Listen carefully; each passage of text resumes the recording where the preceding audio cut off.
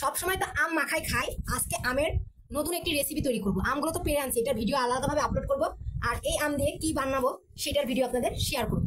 এই আম দিয়ে আমের খাট্টা রান্না করবো। এই আম পাকলেও আপনার যদি অতিরিক্ত পেকেও যায় তারপরেও মিষ্টি হয় না, প্রচুর টক।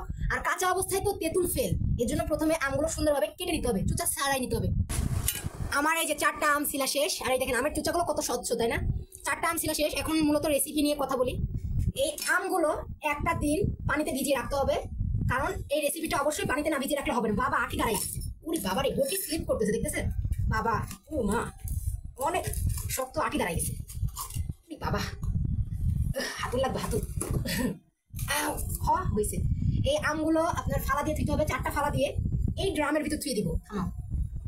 আমার পুরো নাজাল হয়ে যাইতেছে। এইভাবে 2টা ফালা করার পরে মাঝখান দিয়ে 1টা ফালা করবেন, তারপরে 4 ফালা দিবেন। মোটমাট এক ফালাতে 4টা করে ফালা হবে। এটারও 4টা ফালা হবে, দেখাইতেছি, বন্ধ রাখো। ঠিক প্রথমে 2 ফালা দিছি, ফালা দেওয়ার পরে ওই 1 পিস অর্ধেক ফালা আবার 4 করে ফালা দিতে হবে। এই দেখেন আমাদের আম কাটা শেষ। আর এখন আমটারে সুন্দর মতন ধুয়ে এইরকমই একটা পানির ভিতরে চুবাই থুইতে হবে। মোটা কিছুর ভিতরে থুইতে হবে। টক জিনিস কিন্তু খুব খারাপ জিনিস, স্টিলের কিছুতে রাখলে সেটা টেরা হয়ে যাবে, বুঝছেন? একরকম ভিজাই থুইলাম। অতিরিক্ত টক তাই 24 ঘন্টা ভিজাই দিতে হবে। আর যাদের ধরেন কাঁচা মিঠা আম তারা 1-2 ঘন্টা ভিজাই রেখে এই রেসিপিটা ট্রাই করতে পারবেন। তো এই যে কালকের ভিজানো আম প্রায় 24 ঘন্টার কাছাকাছি, 24 ঘন্টা হয় নাই, 16-17 ঘন্টা হয়েছে, তাই না মা? 16-17 ঘন্টা হয়েছে। আর এই যে হলুদ, পানি, লবণ আর আম একদম দিয়ে দেওয়া হয়েছে। একটা করে দিচ্ছি অলরেডি। আর তোমরা হলুদ দিছো, মরিচের গুঁড়া দিছো, পানি, লবণ, মরিচের গুঁড়া, হলুদ আর চিনিও একবারে দেওয়া হবে। তারপরে একেবারে সরাসরি রাখতে হবে, কোনো কিন্তু সিদ্ধ হয়ে দেওয়া নাই। হালকা পানি, এই যে চিনি ঢালে দিতেছে একবারে, ওই ধরেন হাফ বাটি চিনির মতন দিতেছে, ছোট বাটির হাফ বাটি। আমি বলি, প্রথমে দিছে এই 1 ডাবুক পানি, তারপর আবার অর্ধেক ডাবুক পানি দিল, তারপরে দিছে 2 চামচ মরিচের গুঁড়া, 1 চামচ লবণ আর 1 চামচ হলুদ। তারপরে সব আমগুলো ওই ভিজানো পানি থেকে সরাসরি তুলে দিয়ে দিছে। এইবার এইটা প্রায় 20 থেকে 30 মিনিট ঘাটতে হবে। ঘাটার পরে আম ঘাটা তৈরি হবে, আপনাদের তখন দেখাবো। কিন্তু পুরো সিদ্ধ হয়ে গেছে। হ্যাঁ, এখন আম সিদ্ধ হয়ে গেছে। আমের সাথে দিতে হবে কুচি কুচি করা রসুন, মরিচ, শুকনা মরিচ, পেঁয়াজ, এগুলো পুরাটা কড়াইতে ঢেলে দিতে হবে। 12,000। প্রথমে কড়াইটা গরম করে নেওয়া হলো, এখন তেল দিয়ে দেওয়া হলো। আম কিন্তু এখানে সিদ্ধ করে রাখছি। প্রথমে দেখছেন কি কি উপকরণ দিয়ে আম সিদ্ধ করে নিতে হবে। তারপরে তেলটা একটু হালকা গরম হোক। তেলটা গরম হয়ে গেছে, এখন 12,000 ঢেলে দেওয়া হলো। অনেকে 12,000 চিনেন, আবার অনেকে চিনেন না।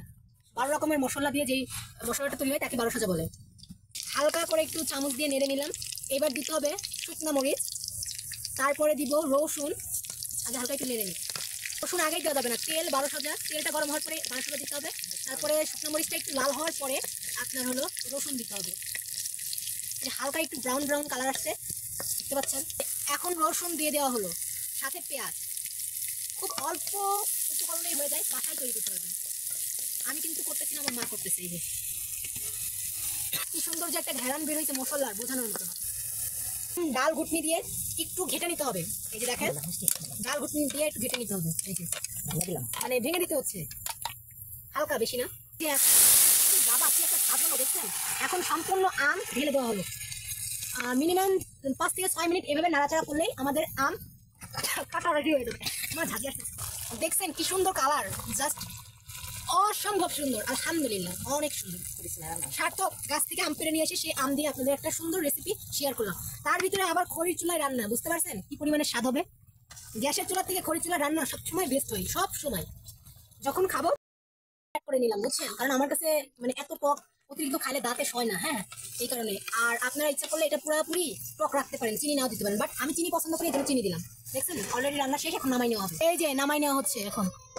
ও মাই গড, কি সুন্দর কালার হয়েছে, দেখছেন? সবার জন্য তো রাখবো, একাই খাওয়া যায় ওখানে। ও আল্লাহ, গরম। এই যে পুরোপুরি রান্না কমপ্লিট, দেখছেন? এখন খাওয়ার পালা। আমরা খাই, আর আপনারা আমার ভিডিওতে like, comment, share and follow দিয়ে যান। আল্লাহ হাফেজ, বাই বাই।